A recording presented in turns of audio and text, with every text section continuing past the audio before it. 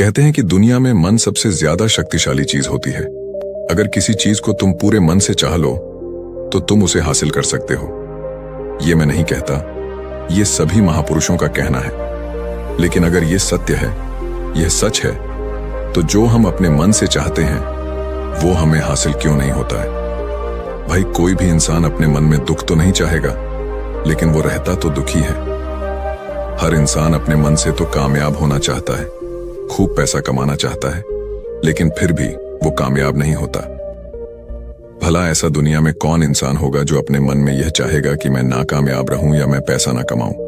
सोचने की बात है तो इसमें दो चीजें निकल के सामने आती हैं। या तो वो महापुरुष गलत थे जिन्होंने ये बात बोली कि मन से चाही हुई चीज हासिल हो जाती है, या फिर हम गलत हैं।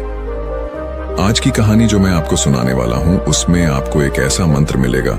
उसे समझने के बाद आपको एक ऐसा मंत्र पता चलेगा जिससे आप यह समझ पाएंगे कि अपने मन से कोई भी चीज कैसे करवाई जाती है, मन में किसी भी बात का बीज कैसे बोया जाता है।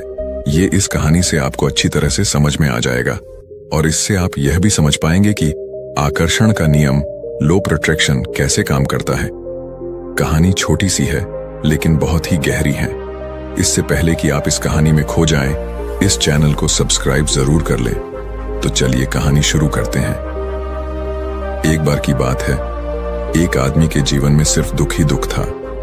वो जो भी काम करता, उस बेचारे का वो काम पूरा ही नहीं होता। घर में आता तो घर में क्लेश बना रहता, किसी से कोई मदद मांगता तो कोई उसकी मदद नहीं करता। ऐसा लगता था कि चारों ओर से दुखों का पहाड़ उसी पर टूट पड़ा है। उसे समझ नहीं आ रहा था कि मैं इन दुखों से बाहर कैसे निकल पाऊं। वो दिन रात यही सोचता रहता कि अपने दुखों से छुटकारा कैसे पाना है। इसी कारण से रात में सो भी नहीं पाता था। उसकी आंखों के नीचे बड़े बड़े काले घेरे बन गए थे, जो इस बात का प्रतीक थे कि वो आदमी कितना दुखी है और कितना चिंतित है। कभी कभी तो उसके मन में आत्महत्या करने के भी ख्याल आते थे, लेकिन अपने परिवार की चिंता करके वो ये कदम नहीं उठा पाता था। वो इतना दुखी हो गया कि उसने निर्णय किया कि वो इन दुखों से छुटकारा पाके ही रहेगा। इसके लिए चाहे उसे कितनी भी मेहनत करनी पड़े, कुछ भी करना पड़े, चाहे अंगारों पे चलना पड़े, लेकिन इन दुखों से छुटकारा हासिल करके रहेगा। ऐसे ही एक दिन उसने अपने मित्र से पूछा कि मैं अपने जीवन को कैसे सुधारूं। उसके मित्र ने उसे बताया कि तुम किसी बाबा के पास जाओ। बाबाओं के पास ऐसा मंत्र होता है जिससे सारे दुख मिट जाते हैं, जीवन खुशियों से भर जाता है और धन संपदा भी हासिल हो जाती है। तुम किसी ऐसे बाबा को ढूंढ लो, बस तुम्हारा काम बन जाएगा। उस आदमी के मन में यह बात पूरी तरह से पक्की बैठ गई कि कोई बाबा ही मेरा दुख दूर कर सकता है, और इसीलिए उसे किसी भी बाबा के बारे में पता चलता तो वो उस बाबा के पास पहुंच जाता, उस बाबा को अपनी समस्या बताता और उससे उसका समाधान पूछता और कहता कि बाबा, मैं कुछ भी करने के लिए तैयार हूं, लेकिन मेरी इन समस्याओं से मुझे छुटकारा दिला दीजिए। आप जो कहेंगे मैं वो करूंगा, लेकिन मेरे जीवन को सुधार दीजिए। बाबा उसे कुछ टोने टोटके बता देते थे करने के लिए, और बदले में दान दक्षिणा ले लेते थे कि यह टोना टोटका करने के बाद तुम्हारे घर में सुख शांति बनी रहेगी। बस इस टोटके को पूरी विधि के साथ करना। वो आदमी घर लौटकर पूरी विधि के साथ टोने टोटके करने लगा, लेकिन बहुत टोने टोटके करने के बाद भी उसके जीवन में कुछ बदलाव नहीं आया। इसके विपरीत उसका जीवन और ज्यादा दुखी हो गया। जो भी बाबा उसे टोना टोटका देता था, वो बदले में उससे दान दक्षिणा लेता था, जिससे उसका धन भी धीरे धीरे खत्म हो रहा था। इससे उसके जीवन में दुख और ज्यादा बढ़ गए। तब उसे लगा कि बाबाओं के पास जाने से तो मेरे जीवन में दुख कम होने की बजाय बढ़ते ही जा रहे हैं। तो मुझे क्या करना चाहिए? बाबाओं के पास जाऊं या ना जाऊं? फिर एक दिन एक आदमी ने उसे बताया कि तुम अपने घर में किसी पंडित को बुलाकर हवन करवा लो। हवन होगा, घर शुद्ध हो जाएगा। कोई भी बुरी ऊर्जा होगी घर में तो वो घर से बाहर चली जाएगी। किसी पंडित को बुलाकर पूरे विधि विधानों से मंत्र उच्चारण कराओ और हवन कराओ, जिससे घर में सुख शांति आए। उस आदमी के मन में यह बात बैठ गई और उसने एक पंडित को अपने घर पर बुलाकर हवन करवा दिया। हवन अच्छी तरह से संपन्न हुआ। बदले में पंडित ने भी अच्छी दान दक्षिणा ली और उसके बाद वो वहां से विदा हो गया। लेकिन कुछ दिनों के बाद उस आदमी को महसूस हुआ कि उसके जीवन में अब भी कोई बदलाव नहीं आया है। अब वो आदमी पूरी तरह से दुखी हो गया और ज्यादा परेशान हो गया। अब तो उसे लगने लगा था कि मेरे जीवन में दुख कभी खत्म ही नहीं होंगे, और यही सोच सोचकर उस आदमी का बुरा हाल हो गया था।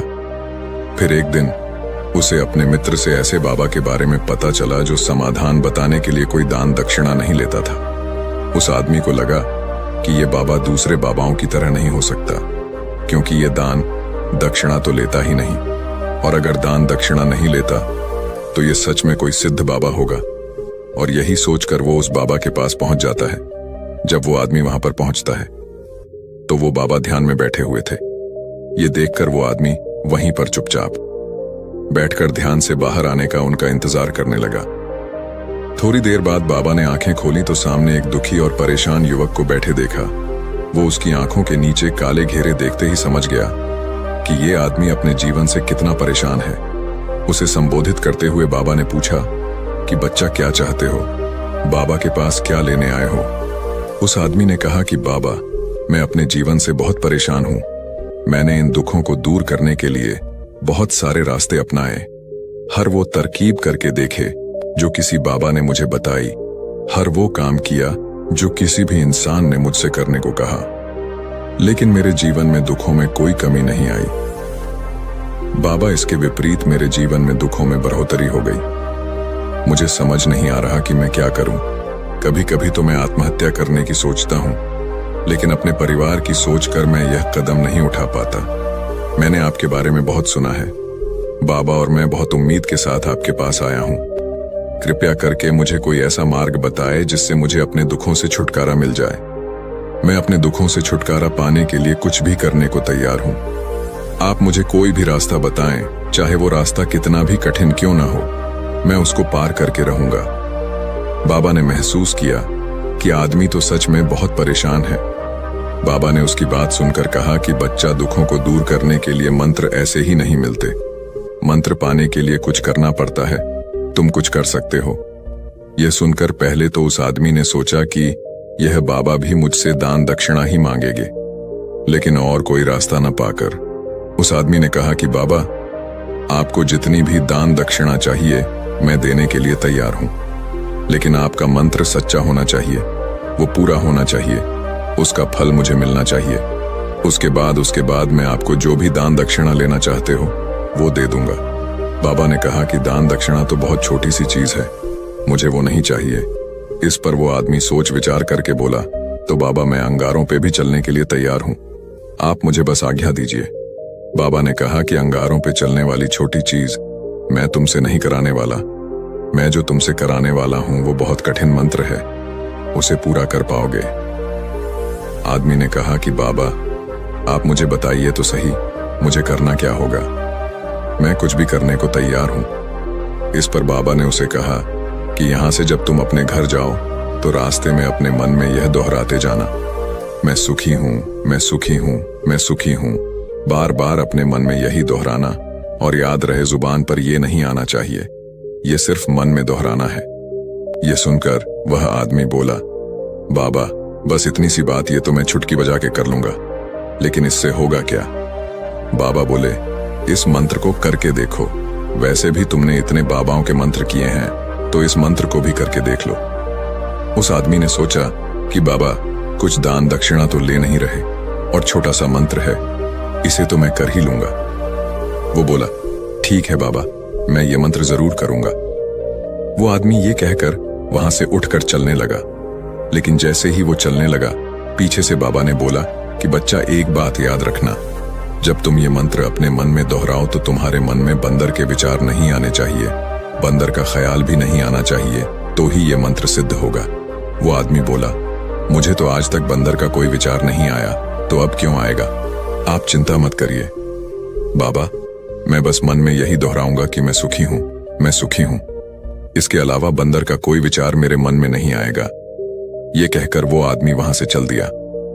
वो अपने मन में मैं सुखी हूं, मैं सुखी हूं, ये दोहराता हुआ थोड़ी दूर ही चला था कि उसके मन में अचानक बंदर का ख्याल आ गया।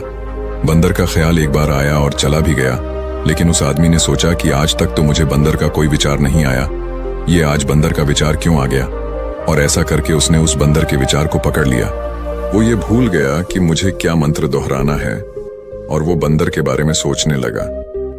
जब थोड़ी देर बाद उसे फिर से होश आया तो वो फिर से अपना वही मंत्र दोहराने लगा जो बाबा ने उसे बताया था, मैं सुखी हूं, मैं सुखी हूं।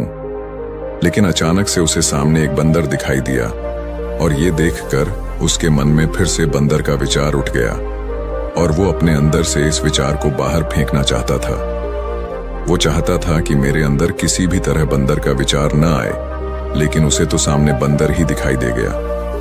ऐसे ही जद्दोजहद करते करते वो घर पर पहुंचा, और घर पर पहुंचने के बाद अपनी पत्नी को कहा कि ऐ बंदरिया, मुझे खाने में बंदर परोस दो। और जब उसे एहसास हुआ कि उसने क्या बोल दिया, तो वो अपने बाल नोचने लगा। वह दीवारों में सर मारने लगा कि आज तक मुझे बंदर का कोई विचार नहीं आया, और आज मुझे यह क्या हो गया है कि मुझे हर जगह बंदर ही बंदर नजर आ रहे हैं। यह कैसी माया है। यही सोच सोचकर वो आदमी रात भर सो नहीं पाया। रात भर करवटें बदलता रहा, और सुबह उठकर सीधे उसी बाबा के पास पहुंच गया, और उसके चरणों में गिरकर कहा कि बाबा, पता नहीं क्या चमत्कार हो रहा है। आज तक मुझे बंदर का कोई विचार नहीं आया, लेकिन कल से जब से आपने मुझसे कहा कि बंदर का विचार नहीं आना चाहिए, तब से मुझे हर जगह बंदर ही बंदर नजर आ रहे हैं। उस आदमी ने कहा कि बाबा, मुझे तो आपके पीछे पेड़ पर बैठा हुआ बंदर भी केले खाता हुआ दिखाई दे रहा है। ये हो क्या रहा है? बाबा ये सुनकर बाबा हंसने लगे। बच्चा, मन का जाल एक ऐसा जाल है जिसे समझ पाना इतना आसान नहीं है। बंदर तो तुम्हारे रास्ते में पहले भी आते थे। जब तुम मेरे पास आए थे तो इन्हीं पैरों पे ये बंदर घूम रहे थे, लेकिन तब तुम्हारे ध्यान में ये बंदर नहीं था। तब तुम्हारे ध्यान में सिर्फ अपने दुख थे।